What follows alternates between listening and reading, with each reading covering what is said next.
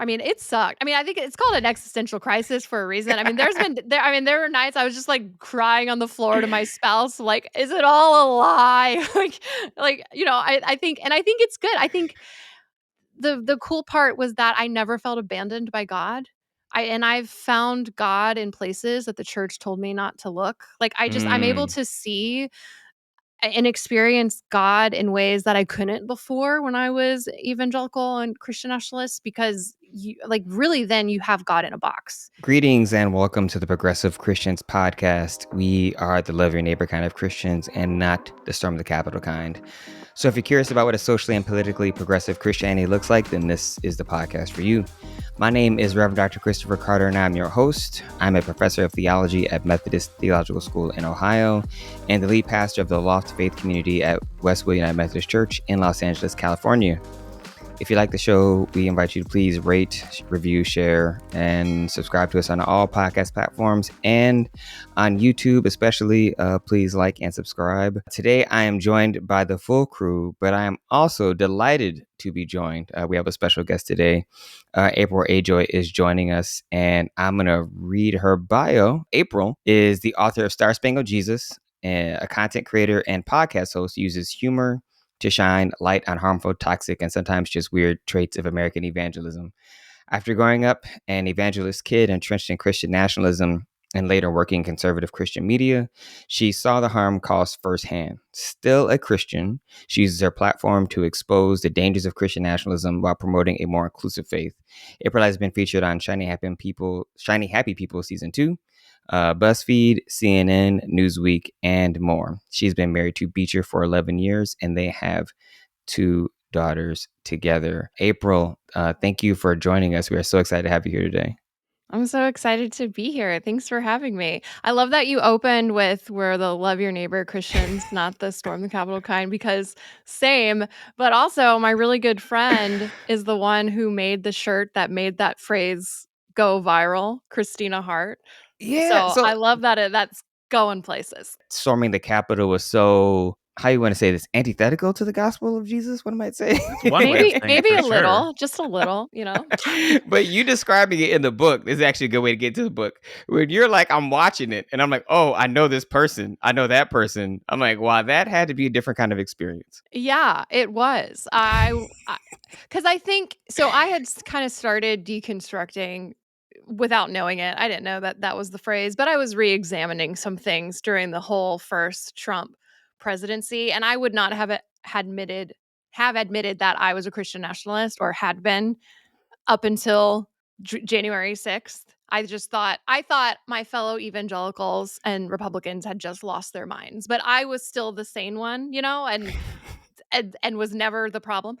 And as I was watching the live news footage of literally them breaking windows and beating up police officers, and you see Jesus flags in the crowd, and then in the aftermath they start announcing the people, like the names of the people that were arrested, and I recognized one lady from my dad's church who I like worshiped beside, and then my spouse recognized someone from their past youth group. And then it was just kind of this I had this epiphany where I realized, "Oh my gosh, I was a Christian nationalist too. That could have been me." Even the way you describe it or you write it in the book, you're like, when I was a Christian nationalist, blah, blah, blah. And it comes across so like matter of factly that it's only the humor. It's only the humor that can save us at that Yeah, point in time. we laugh so we don't cry. And we also cry some, but maybe a little less Yes. because we laugh. A little less, a little less. Well, April, again, thank you for joining us. We're so excited to have you. And we are going to talk about a couple of things, mostly about your book, Star Spangled Jesus, because I think, so as in, I'll get the compliments out of the way to begin with, but as an academic, what I loved about your book and why I know I will assign it in my constructive theology class is because you have it's telling a story. Like you basically you're narrating a kind of your own particular kind of journey to your current understanding, or as your kind of Blair, as you would call it, her like moral development? Or I know I'm not going to call it your stages of faith, but I know I'm not. Dr. But Carter keeps trying to credit me for Jim Fowler's Stages of Faith, if you're familiar with that. And I have to remind him all the time, I didn't come up with it. I just talk about it a lot. she just talks about it. But I see this But your spiritual arc. growth. Yeah. Yeah, your Yeah. spiritual growth in the book, and you do such a good job of describing what's happening and also giving enough academic foundation so people understand the theory behind it. So much history too. Like Yeah, really yeah, good, solid Christian history. It's very well written, very well crafted. yeah, Thank you. yeah. I was putting my journalism degree to use finally instead of working for the 700 Club. So, which I also did. Yeah, I saw that. That So, was yeah. yeah. There's some stuff in there. I was like, wow, man. I have like so many. Yeah, I have so many questions. As So someone who like just like touched the edges of evangelicalism, I was like, oh my gosh, this person you were in it. You were yeah, so Yeah. deep in it. Yeah, and I don't realize how deep I was in it because for me it was just normal. You know, it was just my life. I grew up in it and I couldn't imagine not living that. But then as I started saying things out loud, especially like putting it all in a book. I think when I read the audiobook was when it all hit me at once because I was reading it all for the first time without having to edit it and like realizing everything that I had experienced and lived through was like, gosh, that's weird. That's not normal at all, actually. yeah. Well, I think maybe if you could just share maybe like your thoughts on like why you wrote the book. Like Yeah. obviously you're going through a process of as you said deconstruction, and you're coming to terms with a new understanding of what it means to be a Christian. So why did you decide? And it's very vulnerable. Quite honestly, it's a very very vulnerable book, especially when you get to the end. I'm like, whoa, wow. So I'm sure that had to take a lot of courage. Yeah. So I'm just curious as to what was what was who's your target audience, and what was the goal Yeah. in writing the book? Thanks. I think target audience, I think, is two different types of people. Well, hopefully everybody, but I think my main two goals were one to kind of peel back the curtain and explain Christian nationalism to people that did not grow up in that, people that are either secular or just non-evangelical, to understand the mindset that goes behind it. Because if you're from the outside, and even I feel this way sometimes now, when you look at all these people that are Christian nationalists that are supporting Donald Trump or you know doing whatever and saying the most nasty hateful things but then wrapping it in scripture, it's easy to recognize that hypocrisy and just think these people are pure evil and stupid. But my goal was to, you know, just be like, actually, there's a lot of indoctrination, and these are the reason, like, these are the ways that I justified it when I was in that movement and when I said things like that. And not to make it right, but to just kind of bring some understanding. I talk about Christian nationalists and how they demonize entire groups of people. I think it's important that we not demonize all of the people that are perpetuating Christian nationalism right now, because it's not that they have bad intentions. And I think for most people, they actually have good intentions. They're just very misguided in that. So, one was just to kind of explain it because I think it's easier to solve a problem once you understand the problem. And then the second group is I wanted to be able to reach kind of the old me, people that are still in that world. I don't I'm not naive enough to think that any MAGA person could read it and would change their mind because I think there's people that are just too deep. But I think there's people that are maybe on the fence that really do love Jesus but don't fully understand the support for Donald Trump or don't fully agree with everything that he's doing and especially thinking that God is somehow sanctioning it. I wanted to be able to get through to them and kind of hold up a mirror, so to speak, of like, this was where I was wrong. These were things that I said and did. And here's how I learned that that was wrong. And instead of pointing and being like, you're wrong for doing this, saying, I was wrong for doing this. And if you're also doing this, maybe just take a step back and maybe reevaluate some things like I did. And that it's okay to change your mind. And I think the changing your mind piece is so difficult. You know, like when Yeah. you've committed to a certain way of being in the world, it's easy to be like, well, this is, well, I guess I should say that the stakes of changing your mind are so much higher. Blair? I'm resonating with how you said how much indoctrination there was because I watched Shiny Happy People season 2 with my husband, who grew up in Southern Baptist Convention. His parents were Charles Stanley followers. They split off to join Andy Stanley. So like he was like right on the edges of all of this. And he's watching it with me and he goes, "This is insane. I've never heard of any of this." And I'm watching it, having grown up as a progressive Methodist.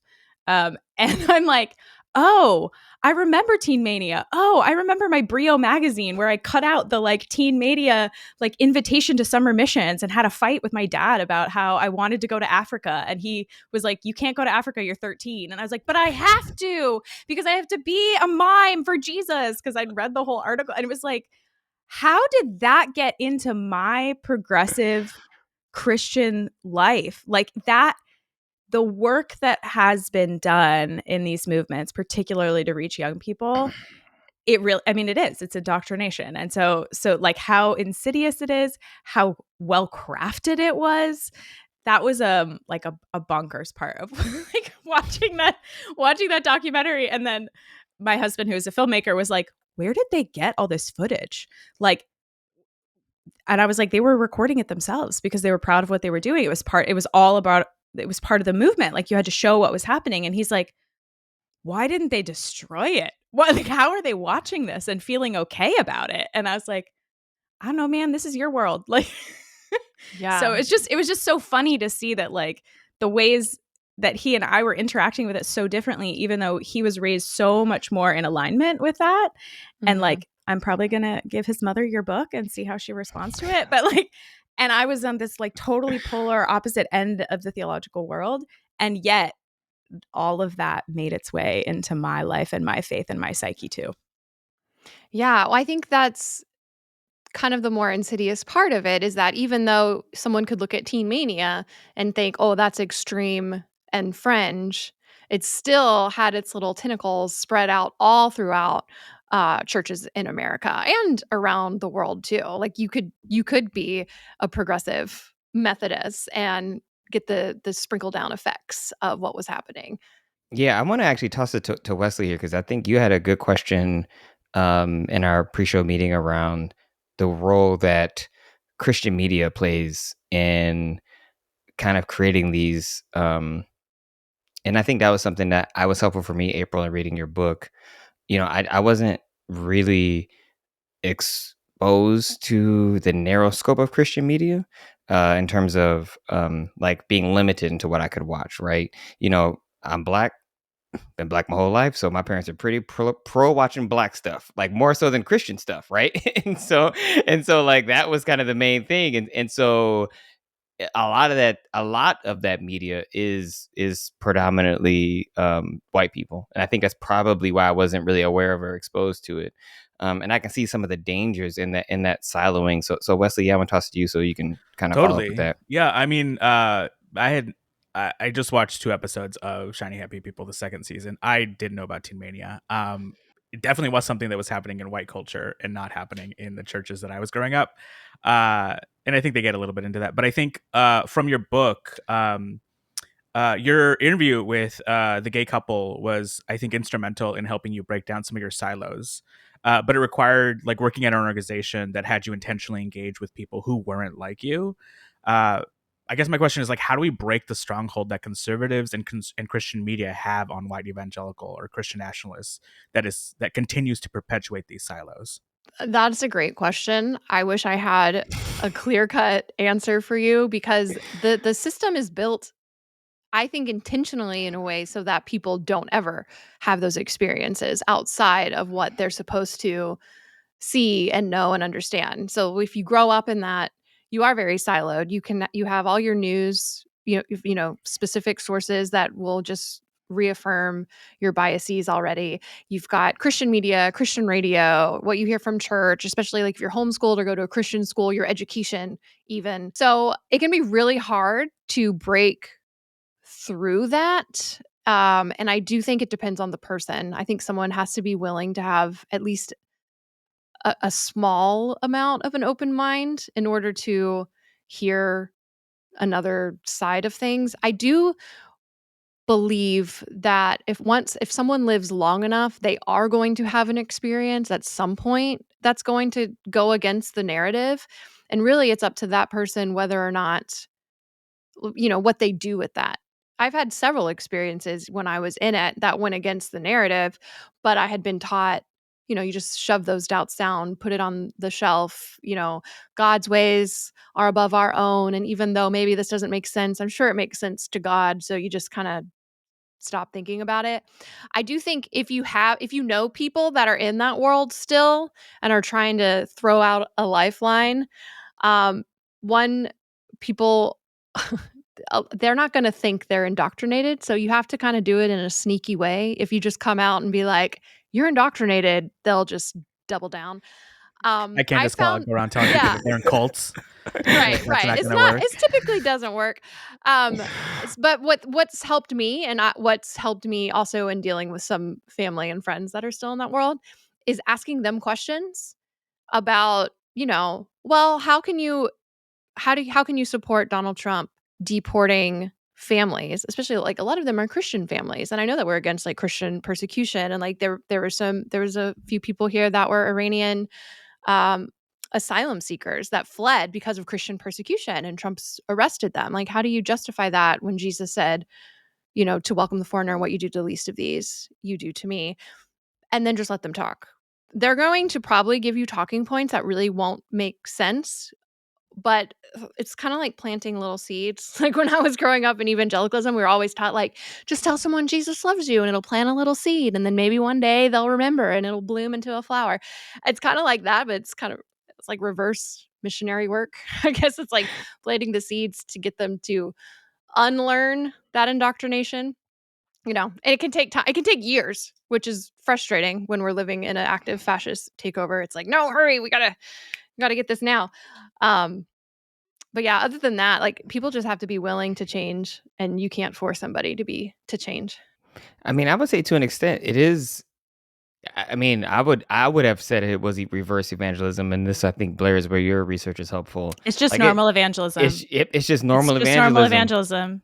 It's Yeah, just it's just the good news of Jesus Christ's liberation. The church needs it too. I like that.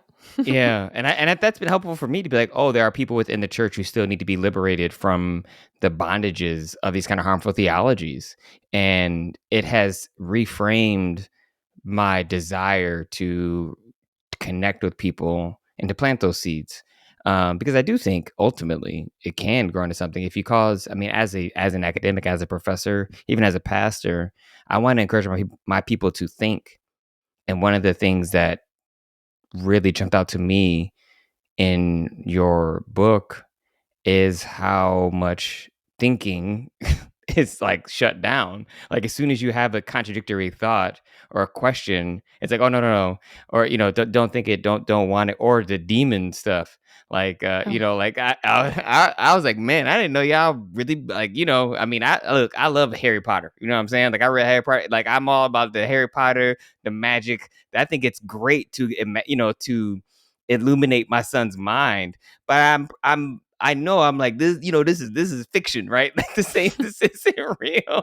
And I'm like, man, there's a whole lot of demon talk. It seems like there's a whole and it's like that stuff, if you believe it, I can see how it shapes your behavior. Oh yeah, we were so demon happy. I mean, we were Pentecostal too, so I feel like we had an extra dose of demon everywhere. So I was not allowed to read or watch Harry Potter because there were rumors going around that there were actual spells in the book that apparently could work.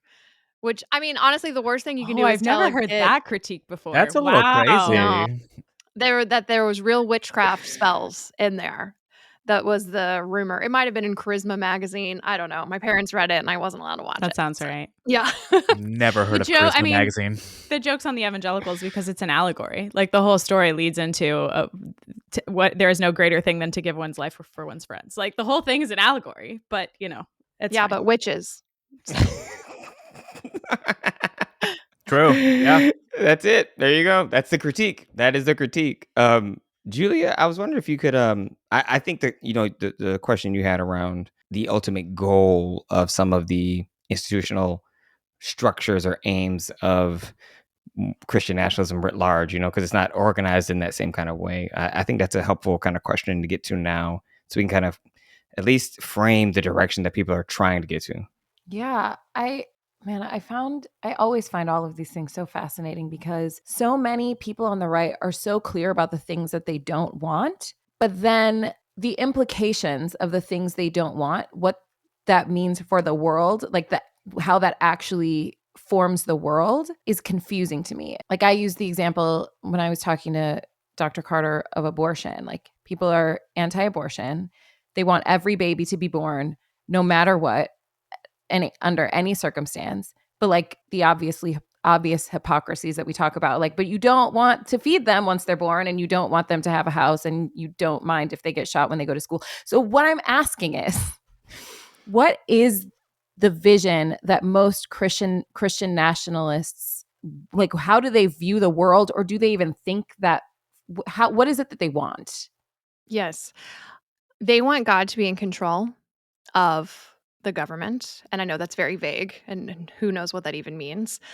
I so Christian nationalism is very much rooted in white supremacy, although you won't have many people admit that. They Of don't course realize not. that. I don't know. Um, and I honestly don't think they have the plan beyond stopping the things that they don't like. Christian nationalism is also very much based in American exceptionalism because we were taught, and I believed, that America was founded as a Christian nation, that God had supernaturally blessed America through all of our wars and conquests, and even colonizing the land, that really what we did to indigenous people wasn't that bad because they were heathens and they needed Jesus. And, what greater thing could we do but give them eternal life, even if they suffered here? We also believed that once bad things happened to America, like for instance 9/11 or Hurricane Katrina, or just like real tragedies happening on American soil, we believed it was because God was allowing these things to happen because we had gone down an unrighteous path, because we were allowing abortion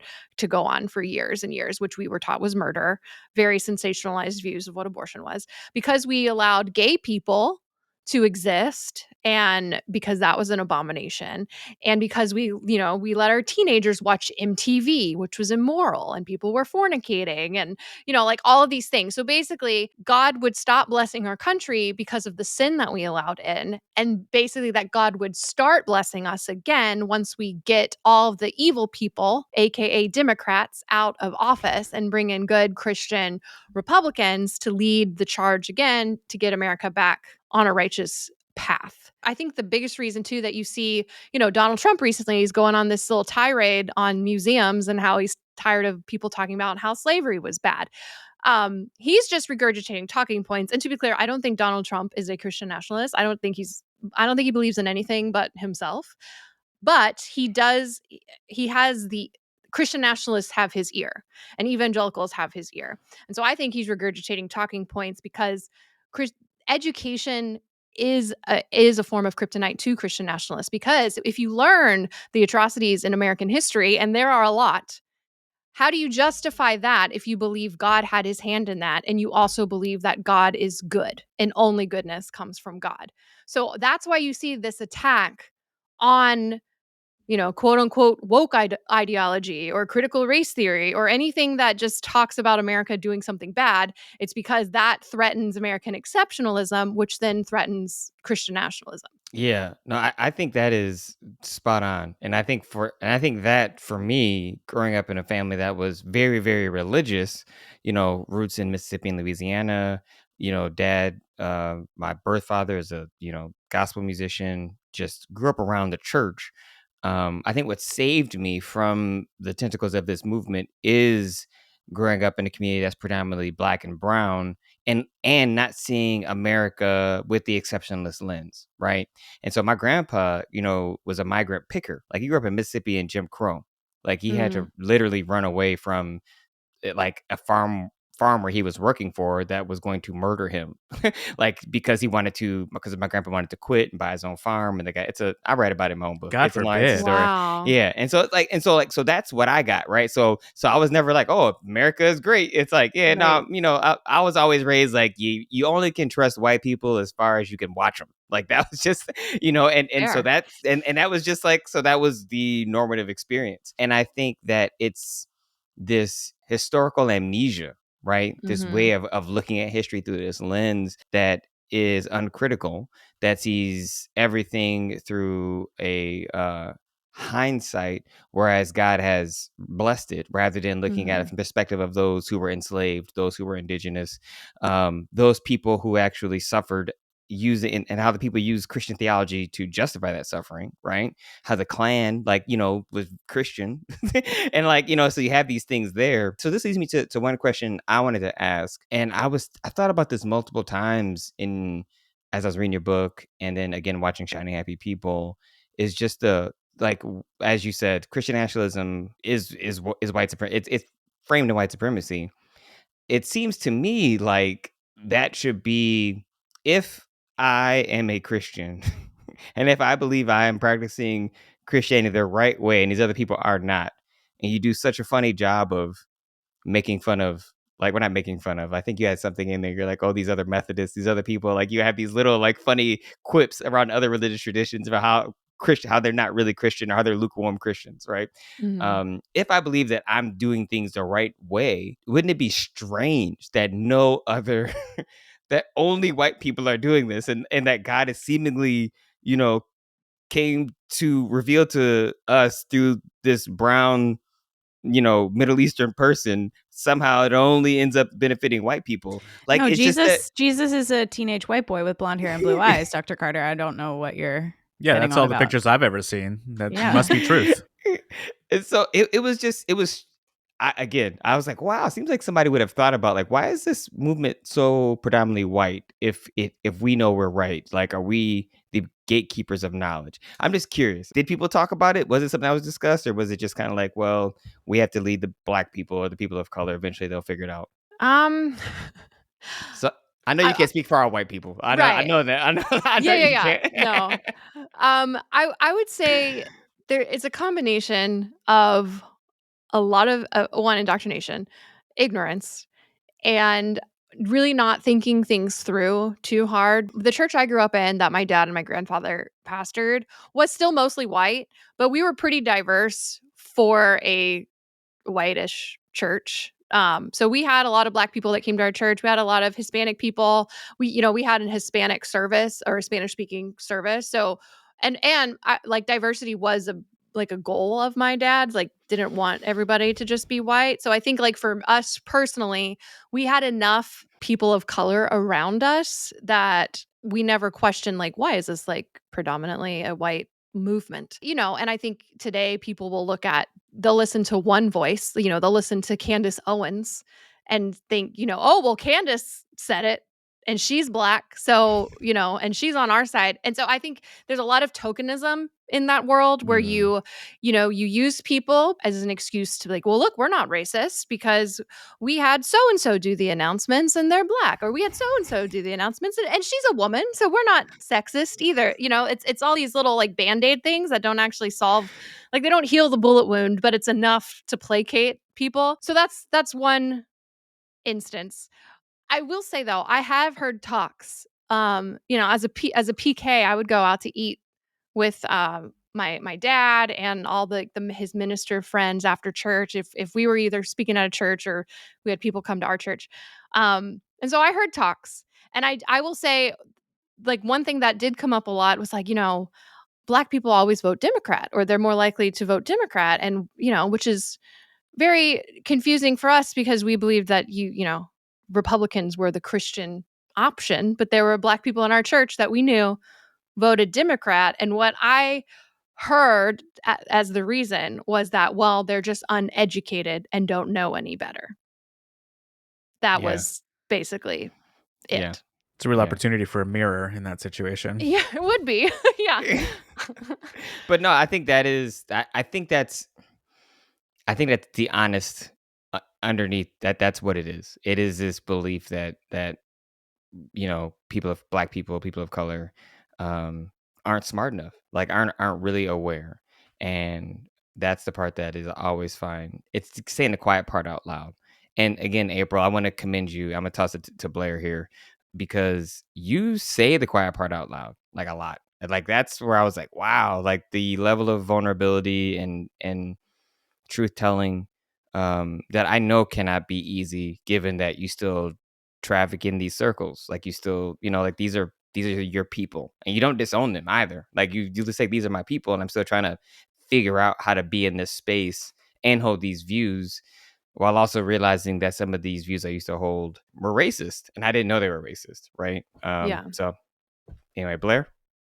Julia was going to jump in before Okay, me. yeah. Go for it, Julia. Well, I was just going to say, it's one of the things that's always been frustrating about this inherent racism, that like no matter what I say, you just look at me and you assume that because of the color of my skin that I don't know what I'm talking about, or that I'm uneducated, that you know more than me and it's your job to explain it to me. It's hard for me to imagine how to move forward with these people when at the baseline, their thoughts about me are that I'm inherently ignorant. Yeah. I totally understand and agree with you. I think the part that is hard is that you have people who are racist who don't think that they're racist. And so they live in a, we don't see color when they absolutely see color. And it's really frustrating. And I think a hard part about getting people to change out of that is part of the process is recognizing harm you've caused and harmful views that you once held. And I think especially as like a white person growing up in America, we have a sense of privilege that we also don't admit to usually. And with that I think comes entitlement. And so you don't want to admit that you were wrong, and you don't want to admit that you caused harm because you want to be the hero in your own story. And I think too, because I don't know. It's like it's such a vicious cycle because you have grandparents that teach it to their kids, and then those kids teach it to their kids, and then it just keeps going down. And when you don't have outside experiences, it just makes it hard. Like the reality is, white people in America do not face the same problems that people of color face. And there's no way to change that other than getting them to listen, which my gosh, is very hard to do.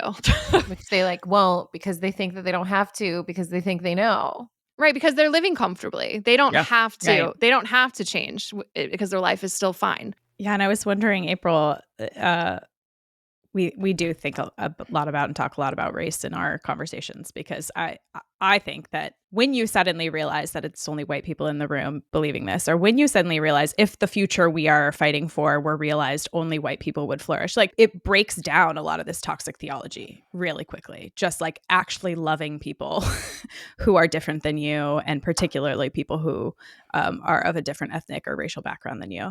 And so I'm curious, just sort of like, where did that fall in your like trajectory of deconstruction? Like, did having relationships with diverse friends and understanding racism help break down the toxic theology, or was it something that sort of you started to break down the toxic theology and also had this realization that like, oh shoot, this is all about whiteness? It's like, I'm just curious about sort of Yeah. like your racial understanding, the arc. How did that play out for you? Yeah, I think one, I started questioning just my more conservative beliefs first, around Donald Trump, and then my brother came out as gay. So I was like questioning a lot of things already, kind of internally, not publicly.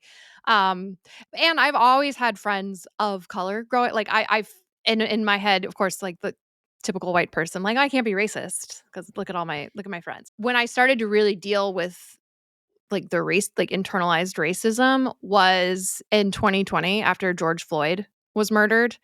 And my little town it was Cleveland, Tennessee at the time, which is a very small town in Tennessee.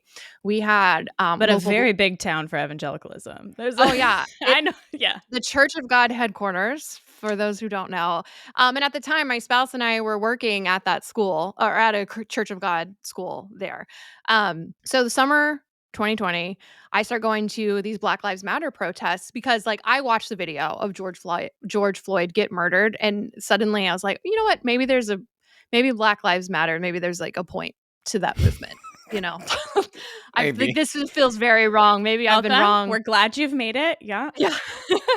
Yeah, and so and this wasn't like I wasn't like staunchly all lives matter for the years prior to that either, but it was just kind of like a whoa wake up call. So I spent the entire summer, we were protesting we had a huge Confederate statue downtown, and so our protest was trying to get the city to move it where it can be contextualized in a museum with proper historical context. And you would have thought that we came in with machine guns and killed everybody's puppies, with the way that the town, like the white town, and all of its Christian leaders came out to oppose us. And, I mean, I heard the N-word being thrown out, just so many racial slurs and like very clear racism that I had never experienced. And it wasn't like directed at me. It's because of where I was standing. But even just to get like that small taste was kind of like, oh my gosh, I think they have a point. So then I started really, I watched the 13th documentary on Netflix. I read The Color of Compromise by Jamar Tisby. And I really just started buying a whole bunch of books on race, because it's like, I feel like there's an entire history to this nation that I have never heard of.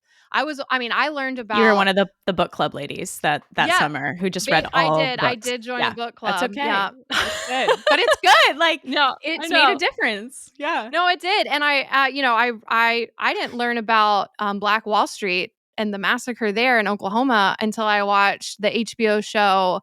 What was it called? Watchmen. That was how I learned. I literally Googled it while watching that show and be like, surely that's not real. Surely if that was real, I would have learned about that in my history class. And so that was kind of like, wow, there's a lot that I have not been taught. So, And if you Yeah. had, like, just imagine if you'd been in public school and you'd learned that story, would you have believed it at the time in the world in which you were being raised, or would have found some way to dismiss it? yeah, I'm sure I would have believed it. I mean, we knew about the Civil War and slavery, but we were just taught that it was true Christians that were the abolitionists that freed the slaves, and that Southern people weren't true Christians. There's ways to justify everything. Yeah. Yeah, no, I love love probably isn't the right word. The phrasing of true Christians is to me just so troubling. And one of the things you talk about, and the question I wanted to get to, is around the language of persecution and how accountability is perceived as persecution. Like for me, that was something that was very helpful, because one of the, we started this podcast. It was, Julia's brilliant idea, and we're like, hey, let's just talk about, like, we feel like a lot of the podcast space is full of conservative Christians. We want to be a progressive voice, and we'll see what happens. And it's grown in ways that have continued to surprise me, and I'm very happy about it and see a lot of potential. And yet what I have realized in the midst of this, especially when we transition to YouTube, is the number of like hate-filled comments we would get, like, where I was just like, wow, like I'm not, like, I am a Christian, like I just wouldn't talk like that even if I didn't like you, even if you're a white supremacist. And I had classes at the University of San Diego where I know I had students who I'm sure are now self-avowing white supremacists, but I saw it. And so I think I was just taken aback by some of the comments, some of the language people would say. And what your chapter on experiencing persecution helped me see is how they interpret this theologically, how they're like, oh, there's a passage in the Bible that says Jesus says you're supposed to be persecuted. In order to circle the square, if you will, as they say, well, I'm persecuted because I'm not allowed to impose my worldview on others. And that for me was just, I guess maybe if you could just say a little bit more about how that gets there. Cause I was like, well, it explains it. It doesn't make sense, but this is helpful for me to understand. Cause I'm like, how are y'all got all the money? How y'all got all the people in Congress? How y'all got all the stuff that you said you persecuted? I'm like, this don't make this. It literally doesn't make any sense to me. I think I start off by saying it's not going to make sense. There's no logic behind this train of thought. But I'll try to explain from being on the inside. I think the belief in hell, eternal conscious torment, where if you don't happen to believe the exact right things, that God will send you to hell to be tortured for all of eternity. That theology, I think, is a root of a lot of the problems that we're seeing in Christian nationalism. So this is what I was taught. Obviously, if you don't say the sinner's prayer and become a Christian, that you will go to hell forever. And you probably don't need to keep saying the sinner's prayer, but you might as well, just in case. So there's always like a little bit of a fear of losing your salvation if you like sin right before, not to mention the whole rapture idea, which is another topic. So anyway, so you have the fear of hell. I was taught that if I came in contact with someone who was not a Christian and I did not witness to them and I did not tell them about Jesus, and they were to go die before someone could witness to them, and if they were to die and go to hell, that their blood would be on my hands. And so if you live like that, you feel this need that you have to witness, because what it doesn't matter if you offend somebody, if you're saving their soul. It doesn't matter if someone doesn't like you, if you are trying to save their soul. Like, even if they have a worse life here, they're going to go to heaven forever, which is better than being tortured for all of eternity. So I think that's how, and I think that's a justification for a lot of the policies that are being pushed too, of like, well, yeah, you know, gay people may not have rights if we ban gay marriage, but at least they might have a better chance of going to heaven because we're not going to give them the option to sin. And same thing with abortion. Maybe if a girl doesn't have the option to have an abortion, she might be more likely to be saved because she's not going to commit murder. It's kind of this backwards thing. And to be clear, I don't think the people in power for the most part are imposing these laws like because of hell, but I think your average everyday churchgoer and evangelical that's perpetuating nationalism in some way, the fear of hell, and like Sean Foyt is a perfect example. He starts doing all these worship protests during a pandemic, starts having super spreader events, so spreading COVID in the name of Jesus. And when people came and went after him, he claimed that it was Christian persecution because what greater thing could he do but spread the gospel during a global pandemic? It's also people too who are like, they don't believe in climate change. Why would we believe in climate change when God is in control? And so when people attack you for not taking care of the planet, it's not because you're being anti-science and you're actually bringing on a different end of the world, but it's because you're standing up for biblical for truth, and God's in control, and we believe in the end times, but the biblical ones, not the climate change ones. And anyway, it's all interconnected, and none of it actually makes sense. Your But eschatology determines your ethics. It does make Yeah. sense. Your eschatology Mhm. determines your ethics, and it's so strong in the circles that you were part of. I know Wesley Yeah. was going to jump in too. Yeah. It definitely feels like Christian nationalism, it is like a high, what do they call it? Like a high control group sort of situation where there's a lot of mental things that are happening that are pushing people in various directions. And I can understand like this fear on kids about going to hell, about having someone else's blood on your hands. Like, I can understand how that can move children and youth in a direction that isn't healthy. I guess I'm wondering, like, where are the parents in this? Like, how are parents in this movement okay with so much fear instilled into their kids? Because it feels like I'm not a parent, but it would feel like I would want the opposite for my kids. I wouldn't want them to move through the world scared of eternal damnation because they failed or didn't talk to the person next to them on the bus about Jesus. Like, that just feels like a weird place to put kids in. And so, like, Mhm. where are the adults in the room? Not the Well, I leaders of the think organizations, but like, yeah. I think the adults are also have fear instilled into them, and they want their children to believe the same things because they don't want their children to go to hell. There's Exactly. this big fear of raise your child right so that they won't leave the church and go to hell eventually. So I think fear is a great motivator. And also I think, like, my mom, I've talked to her a lot about a lot of this stuff now in hindsight, and she didn't realize a lot of the things that were being taught to us, like in Sunday school or from the different TV shows that we were watching that were Christian. I think there's kind of this blind stamp of approval. If something is Christian, then it's okay. And you don't question really what the kind of fear that it's instilling into your children or what kind of damage it might be instilling, because it's Christian and Christian is good because God is good, and what harm could come from it. The part in your book where you talk about being worried that your family got raptured, I cried. Like, I'm be straight up serious. Like, I because I thought, I could see.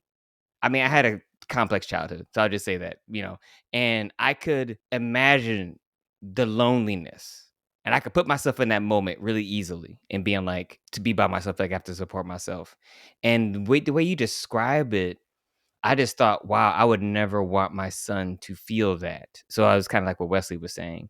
And yet I can see how the belief in the rapture and the belief in any kinds of things are active motivators, politically, theologically, to help justify actions, right? To help justify so many things, that you will do your reverse engineering, as Blair said, eschatology determines ethics. Like, you will figure out a way to make it make sense because of this particular kind of fear. And I guess as a way to kind of transition and pivot, I guess I want to talk about, as we start wrapping it up, like how you got out of it, and like how your move towards where you are now. And it seems like it started with the election of the nomination of Donald Trump first, like, at that time.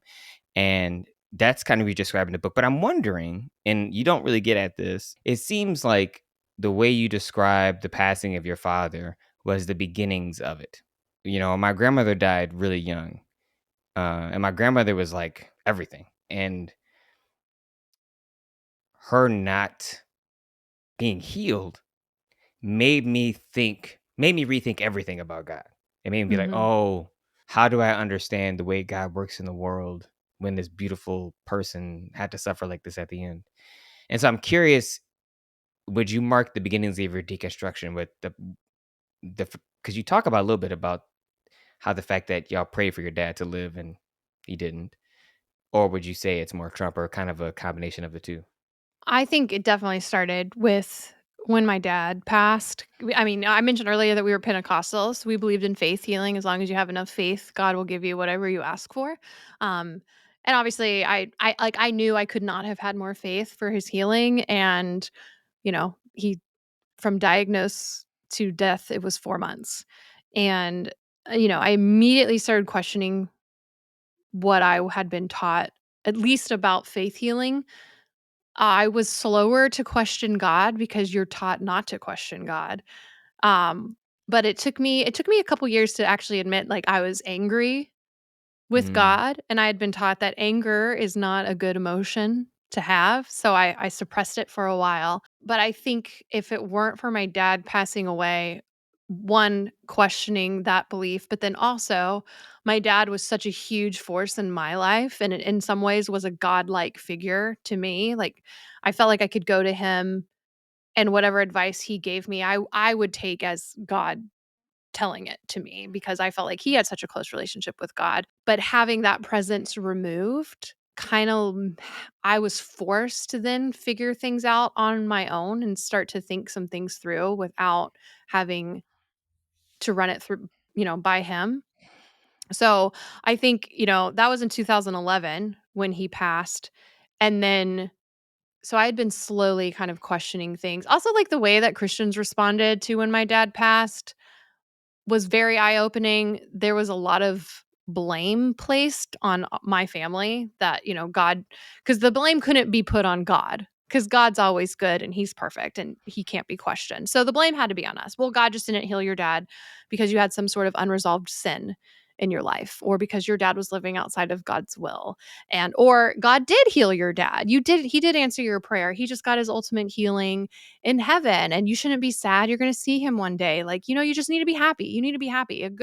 A sad Christian's not a good witness. And like all these, there was like a lot of toxic positivity that was really rubbing me the wrong way, because like my life had just completely crashed, and like I didn't know how to move forward. And like all these, and I think they meant well, but you're not taught how to deal with sadness. And so it was several years of being just kind of like, I don't know if I believe this anymore. There's just something off. I think it was less me questioning specific beliefs and more just realizing something's off. Something doesn't make sense. And then I will say the 2015 to Trump election, like the primaries was a huge thing, because my brother came out to me in 2015, shortly after gay marriage was legalized. And then obviously Donald Trump was huge in its own right. I think I was already questioning, but I think Trump accelerated everything, because I was under the impression that we only voted for good Christian moral men. That was what was taught to me during the Clinton scandal. And so when suddenly we were voting for a president, not a pastor, and it was like, y'all have literally never said that before, ever. I've been paying attention. Then I was like, okay, something's way off. Something stinks. And so then it just kind of really took yeah. off. It was like the catalyst. I mean, Trump is an accelerant. That's one thing we could say. Yeah. He definitely is an accelerant. And I think, for me, I parallel that to my understandings of gender sexuality, because my dad came out to me when I was a senior in high school, when he Mm. he divorced my mom, and this was a huge thing. And not that we were ever like homophobic in the like explicit way. It was more the implicit. Like we knew there were gay people in our church. We just didn't talk about it. It was very much the don't ask, don't tell. But this forced me to wrestle with it theologically in a way that I hadn't done it. And I see you talking about that again in the book. It opened something up in you, basically. And for me, it made me reread scripture differently. It really made me say, oh, this is a different, which is what I think good poetry does. It evolves and allows us to bring a certain of ourselves to it. And it opens us up to new experiences of the sacred. There's a couple questions I want to ask and wrapping because I do think there are people who are listening to us, or I know that, who are on their own healing journey. And I'm wondering if you maybe could talk a little bit about how that has been for you, and have you had to wrestle with the question of like, why are you still a Christian? Like some people could be listening to this because we do have some people who listen to this who are not. Well, what I would say is like I get a lot of criticism from people that are still Christian nationalists or conservative Christians that say like it was Satan who led me astray. But I only started questioning really because I saw what was being done in the name of Jesus be very antichrist. And I think I started reading the Gospels. Like I was like, I'm just going to read the Gospels. I'm going to read the red letters. I want to read what Jesus said and compare that to what is being said from the pulpit. And it was pretty opposite. um, and so I always loved Jesus, like my entire life. And that remained through the journey. I've definitely had moments like as I started reading history, especially like church history and American history, and realizing how much harm has been done by Christians, especially like white Christians historically, was very hard to reconcile with. I mean, it sucked. I mean, I think it's called an existential crisis for a reason. I mean, there were nights I was just like crying on the floor to my spouse, like, is it all a lie? I think it's good. I think the cool part was that I never felt abandoned by God. I've found God in places that the church told me not to look. Like I'm able Mm. to see and experience God in ways that I couldn't before when I was evangelical and Christian nationalist, because you like really then you have God in a box, and anything outside of this box could never be from God.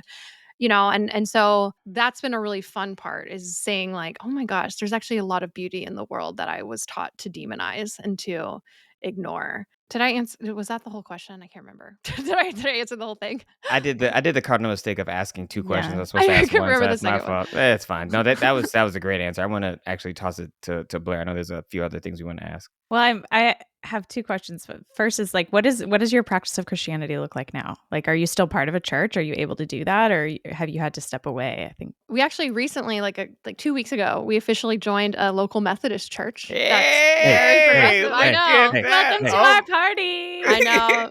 Evangelical me would die. But yeah, so yeah, I still love Jesus. I think I've had experiences with God or spiritual experiences that I cannot explain.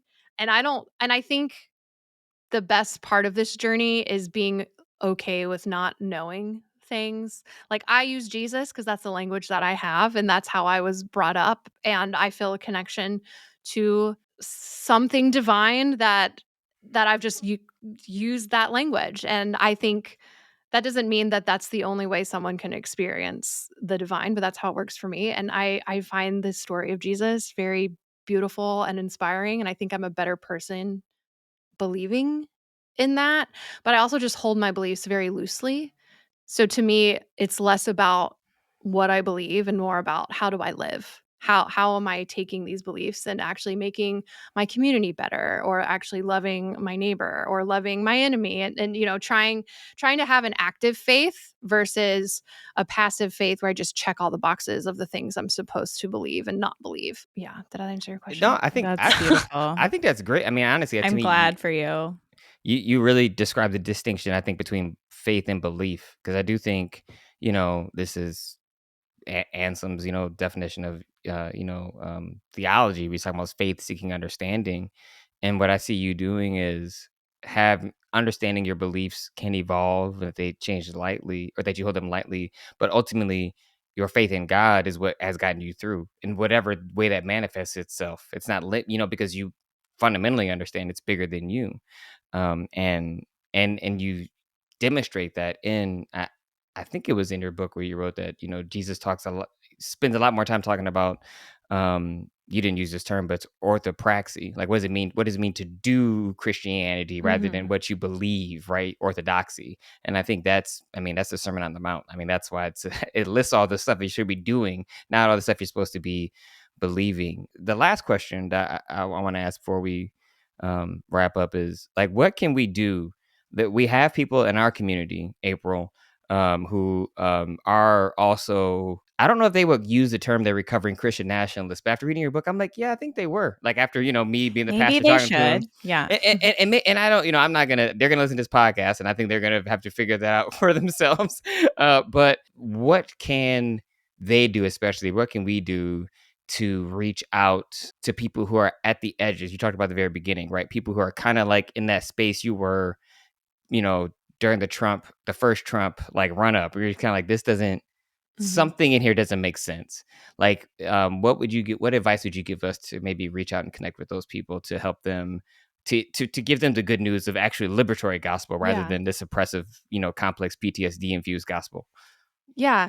Well, I think asking them questions to explain their positions, because as I would be answering questions too, I would realize I wasn't actually making sense, and I would kind of tuck it away. Another thing that I found helpful is to appeal to someone's goodness and not Mm. to come at it like you're supporting all this stuff, which is harmful, and look at all this stuff, but just to say things like, I know that you don't want to see a baby ripped from his mother's arms. Like, I know that you would be against that. So how is there a better way that we could support, you know, immigration policy? Or is there a better way, and try to frame it in a way of starting where we agree on things and then going from there. And also, I think educating people on Christian nationalism too, because I know most people who perpetuate Christian nationalism today don't think they're doing so. They think they're just being good Christians. And so, being able to point to kind of explain what it is, or at least like the extremes of it. Like Doug Wilson was just on CNN talking about repealing the 19th Amendment, and in the name of God, and wanting a Christian nation. And I think most people are ignorant to that fact. And then that's good, not just for Christians. I think that goes for most people in America. They're not paying attention. They're going about their lives. Um, so I think even most Christian nationalists, even if they don't realize it, would be against repealing the 19th Amendment. And so, like, can we agree at least that we should support a woman's right to vote? And then, like, yeah, totally. And like, well, listen, there's this group of men, and Pete Hegseth goes to Doug Wilson's church and has the ear of Donald Trump, and just to kind of slowly start waking people up before it's too late. And so, like, finding things where we agree, even if you have to start on the extreme fringes. This is what frustrates me about, even when you said waking people up. I was like, yeah, we had a word for that we used in my culture. We called it woke, to being aware of what's happening. And then it got Yeah. hijacked by crazy white people and to be like, now we can't even use it. So anyway, April, thank you so much. Like, this has been so much fun. And as fun as we can, I guess, as fun as a conversation about Christian nationalism can be. Because if we don't laugh, we'll just cry. Yes, exactly. I cry and laugh, so that's just is how I heal. So yeah, like I said, thank you so much. Can you tell people, like, where they can find you on social media? Because I am not good on TikTok, and you are, like, hilarious. Like, you are funny. Like, genuinely, I'm like, this is like, how, like, I don't know if you would call it trolling, but it's the perfect level of trolling that has a little bit of, like, that like, I still love you, but this is dumb kind of level. That I love Mhm. it. Well, thank you. Yeah, I am on TikTok, Instagram, Facebook, Threads, YouTube, all the places. Just my name at April Ajoy. Ajoy. Yeah, find me wherever. I'm there, probably being stupid in a wig. Or being smart and translating so people can understand you. Yes, there you go. Exactly.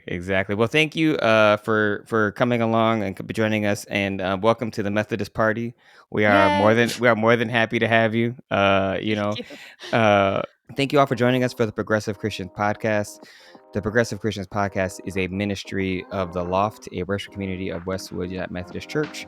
If you'd like to connect with us and be a part of the conversation, you can find us on all social media feeds at The Progressive Christians and on YouTube.